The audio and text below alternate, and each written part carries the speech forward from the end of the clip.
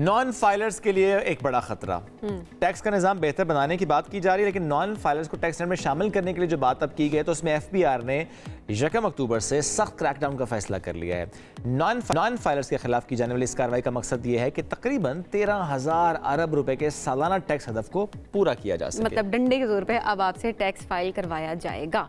तो अब जाहिर सी बात है नोटिस जो है वो जारी। अच्छा, मैसेजेस भी हम सबको रिसीव होना शुरू हो चुके हैं। मैसेज आ जाता है कि आपने फाइल नहीं किया टैक्स तो उसको फाइल कर दें। सो बल्कि बहुत सारे मामलात हो सकते हैं। नॉन फाइलर्स हैं उनको नोटिस जारी होना शुरू हो गए। अच्छा, इसके अंदर ये कि बैरून मुल्क जो है उस पर सफ़र पर पाबंदी भी आयद करने की बात हो रही है, मोबाइल सिम्स बंद करने की, जो कि हम ऑलरेडी बता चुके हैं, और इसके अलावा बिजली और गैस का कनेक्शन उसको भी मुनक़ता करने समेत दीगर तजवीज़ का जायजा इस वक्त लिया जा रहा है। इवन गाड़ियाँ खरीदना, प्रॉपर्टी खरीदना, इस पर भी पाबंदी आयद हो सकती है। आपका जीना मुश्किल है। अब यही हमारा क्वेश्चन भी है कि अगर आप नॉन फाइलर हैं और आपकी रिक्वायरमेंट थी फाइल करना और आपने नहीं की तो इसका मतलब है कोई गड़बड़ है और दैट्स इलीगल। हाँ, अगर आपकी रिक्वायरमेंट ही नहीं है, आपकी उतनी इनकम नहीं है, तो क्या इस कानून की जद में आप भी आएंगे? तो आज कुछ बुनियादी सवाल लेकर हम हाजिर हुए हैं सेगमेंट में। हमारे कानून मोहम्मद बिन माजिद ने हमें ज्वाइन किया है। बहुत शुक्रिया माजिद साहब। Thank you. ये जो तजवीज़ है, ज़रा बीज़ हैं, वी डोंट नो के इतलाक इसका होगा नहीं होगा, बट स्टिल अगर ये होता है किस पर इसका इम्पैक्ट ज़्यादा ख़तरनाक है? चूँकि नॉन फाइलर से जब हम बात करें तो कुछ तो हैं जो रिक्वायर्ड था लेकिन उन्होंने फ़ाइल नहीं किया, लेकिन बहुत से लोग ऐसे हैं जिनकी इनकम इतनी नहीं है कि उनको फ़ाइल करना हो। इन्होंने जो मेजर्स कुछ तो ऑलरेडी इम्प्लीमेंट हो रहे हैं, मसलन सिम ब्लॉकिंग हम देख रहे हैं कि 1 अक्टूबर से पहले से चल रही है। लेकिन अब जो फर्दर हम सुन रहे हैं कि तजावीज़ हैं, इसकी जद में it remains to be seen कि कौन कौन आएगा कौन कौन नहीं आएगा। बट हमने सिम ब्लॉकिंग के मेथड से ये चीज़ ज़रूर देखी है कि हर वो शख्स जिसको FBR ने कहा कि ये नॉन फाइलर है, उसको उन्होंने उसकी सिम ब्लॉक का मैसेज भी आया कि आपकी सिम ब्लॉक कर दी जाएगी। अच्छा। आप माली साल के गोशवारे जमा कराएं। लेकिन उसमें बहुत से ऐसे लोग भी उसकी जद में आए जो कि रिटर्न फाइल करने के पाबंद नहीं थे। ये कुछ एग्जेम्पशंस हासिल हैं। मसलन फॉर इंस्टेंस अगर किसी की इनकम एक सर्टन सतह से नीचे है या किसी के पास कोई प्रॉपर्टी वगैरह अदरवाइज़ नहीं है, कुछ एग्जेम्पशंस पर्सन्स विद डिसेबिलिटीज़ को हासिल हैं, शुहदा की विडोज़ को हासिल हैं। इन सारे लोग या नॉन रेजिडेंट्स हैं फॉर एनी अदर रीज़न, इन सारे लोगों को भी इसकी जद में ले आया गया। और इसकी वजह से बहुत से लोगों को डिफ़िकल्टीज़ भी फेस हुई हैं। अच्छा, ये आपको सही स्टेप लगता है सिम्स ब्लॉक करने वाला? मैं लीगल इलीगल के पर्सपेक्टिव से ज़ाहिर है इलीगल है, आपको कर रहा है, आप शहरी है इस मुल्क के, बट लोग तो अब ये बात नहीं करते कि एक बंदा 2-3 सिम्स निकलवा सकते हैं, एक सिम बंद तो किसी और के नाम पे जो फाइलर है उसके नाम से सिम ऐड कर दे, इसलिए कि कितना इफेक्टिव है इस पर्सपेक्टिव से। सिम ब्लॉक करना, अगर हम इसको होलिस्टिकली देखें कि ये जो एक इन्होंने मुहिम शुरू की है टैक्स फाइलर्स को, नॉन फाइलर्स को टैक्स बेस में लाने की, ये बहुत अच्छी मुहिम है। अवेयरनेस पैदा होनी चाहिए। पाकिस्तान में जनरली एक परसेप्शन यही है कि टैक्स ना पे करें तो कुछ नहीं होता। इसके बारे में थोड़ी सी अवेयरनेस और थोड़ा सा एक एप्रीहेंशन या खौफ लोगों के जहन में होना चाहिए कि अगर हमने अपनी जिम्मेदारियां पूरी ना की तो हम भी पकड़ में आ सकते हैं। दैट हैविंग बीन सेड, हमने ये देखना है कि जो तरीके अडॉप्ट किए जा रहे हैं क्या वो तरीके ठीक हैं कि नहीं है। जिस तरह आपने कहा कि सिम ब्लॉक करना, सिम ब्लॉक करने के साथ बहुत सी और चीज़ें जुड़ी हुई हैं। आजकल बहुत से लोग बिजनेसेस कर रहे हैं प्योरली ऑनलाइन या थ्रू देयर फोन्स या थ्रू व्हाट्सएप, तो उनकी फ्रीडम ऑफ बिज़नेस, उनकी प्रोटेक्शन ऑफ बिज़नेस भी इस चीज़ से जाती है।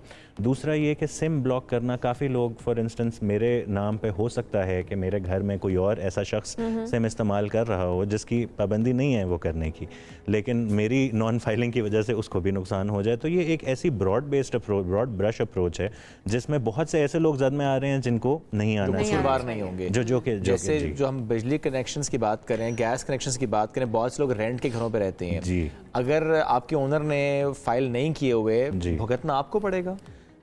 मुमकिन है भुगतना आपको पड़ेगा, क्योंकि हमारे बिल्कुल ऐसा है कि रेंट के घरों में मालिक मकान के नाम पे रेंट मीटर बिजली के कनेक्शंस होते हैं और अभी तक इसके बारे में कोई अवेयरनेस नहीं है या बहुत कम लोगों को पता है कि आप अपने मीटर को अपने नाम पे या अपने NTN पे कैसे शिफ्ट कर सकते हैं। शिफ्ट हो जाता है? शिफ्ट हो जाता है, but I am not sure कि वो एक्चुअली हो भी रहा है कि नहीं। लेकिन ISCO की वेबसाइट पे एक उन्होंने प्रोविजन तो दी हुई है कि आप जाके अपने NIC के अगेंस्ट उसको रजिस्टर करा। अच्छा, वो तो सिर्फ रजिस्ट्रेशन इस पर्सपेक्टिव से ना कि अगर आपका जो ओनर है वो फाइलर नहीं है तो आप, और अगर 25,000 से ज़्यादा बिल आते हैं तो आपको उसका इनकम टैक्स लगता है। तो आप अगर अपने NIC पे करा लें तो आपको इनकम टैक्स बच जाएगा, नहीं होगा, लेकिन उनके सिस्टम पे आ जाएगा। तो एक ये मैकेनिज्म है, इस तरह के मैकेनिज्म की अवेयरनेस भी ज़रूरी है।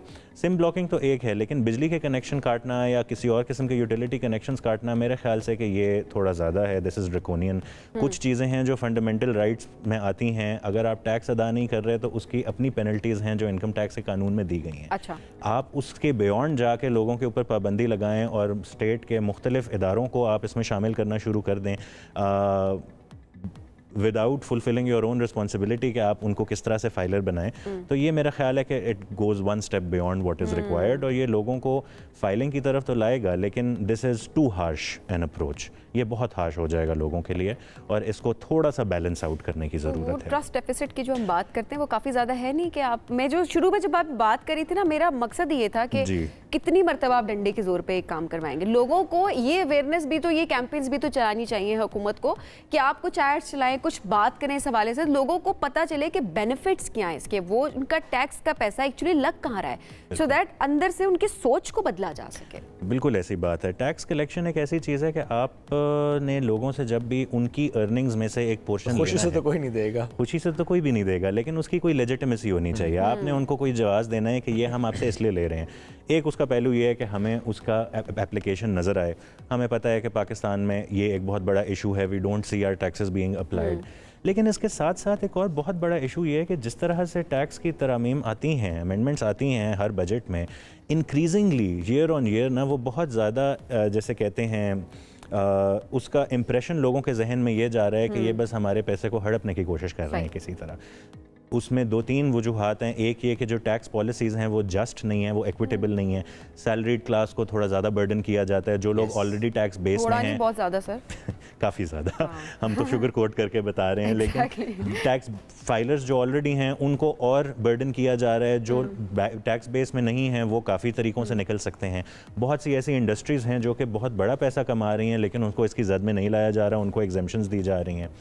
इसके साथ साथ जो इम्प्लीमेंटेशन का मैकेनिज्म है FBR का, उसमें एक बहुत बड़ा फ्लॉ ये है कि जो भी आपका इदारा, जो भी फाइनेंशियल इंस्टीट्यूशन, जो भी इंस्टीट्यूशन आपसे फाइनेंसेस में डील करता है, उसकी कुछ फाइड्यूशरी जिम्मेदारियां होती हैं। उसने आपके पैसे को ऐसे ट्रीट करना है जैसे कि वो आप ही का पैसा है, ना कि वो उनका पैसा है। अगर आपको कोई बैंक भी कभी इस तरह के कोई मामलात में रेड टेप में फंसा दे कि जी आपके पैसे हैं, आपका रिफंड है, कोई उन्होंने आपको पैसे वापस करने हैं और वो ना दें, तो you will get very frustrated. Unfortunately हमारे टैक्स के जो इदारे हैं, FBR एज़ वेल एज़ जो सूबाई इदारे हैं, रेवेन्यू अथॉरिटीज़ हैं, उसमें रिफ़ंड एक बहुत प्रेसिंग इशू है। जिन लोगों का जायज़ रिफ़ंड बनता है, और पाकिस्तान जैसी इकोनॉमी में जहाँ पे हमारी गवर्नमेंट अपने रेवेन्यूज़ को पूरा करने के लिए एडवांस टैक्सेस पे या इनडायरेक्ट टैक्सेस पे बहुत ज़्यादा रिलाई कर रही है, उनकी बहुत सारी पोर्शन ऐसा है जो कि इवेंचुअली रिफंडेबल हो जाता है। रिफंडेबल होता तो है, लेकिन मिलता नहीं है। बड़ा लंबा प्रोसेस होता है रिफंड कराने का, चाहे विथहोल्डिंग टैक्स हो, दीगर टैक्सेस हो। और परसेप्शन ये है, और काफी हद तक सच भी है, कि जब रिफंड मांगने जाते हैं तो वो आपके ऊपर 100 और चीजें खोल देते हैं। आपको एक मामले तो आप कहते हैं कि रहने दें। तो ये जो एटीट्यूड है ना लोगों के साथ डील करने का, ये उस ट्रस्ट डेफिसिट में सिस्टम को आसान बनाए लोगों के लिए, ताकि लोग इनकरेज हो। अदरवाइज तो बंदा कंफ्यूज हो जाता है, पढ़ा लिखा बंदा कंफ्यूज हो जाता है, तो व्हाट टू टॉक अबाउट जो जिनको पता नहीं है, अवेयरनेस नहीं है।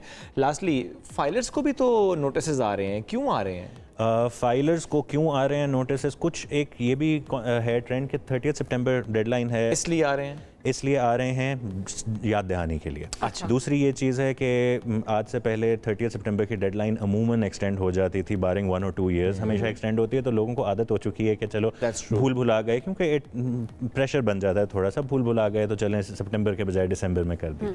वो उस चीज़ को भी आप अवॉइड करना चाह रहे हैं कि टाइमली फाइलिंग हो, और इस दफ़ा इसीलिए याद दहानी कराई जा रही है। कोई एक्सटेंशन नहीं मिलेगी, आई होप ना मिले, ताकि एक trend over the years establish हो। अच्छा। 30 सितंबर इज़ दैट डेट, आप लोग अपने जहन में रखें। आप लोगों ने गोशवारे जमा कराने हैं। अच्छा, किसी ने अगर करवा दिए हैं या करवा रहा है प्रोसेस में और नोटिस आ रहा है, तो उसे इग्नोर कर दिया जाए या जी रिपोर्ट अगर तो आप ऑलरेडी कंप्लायंट हैं और आप करवा रहे हैं तो मसला नहीं है, आप उसको एक रूटीन का नोटिस है याद दहानी के लिए, याद दहानी के लिए। बिल्कुल ऐसा। Thank you sir.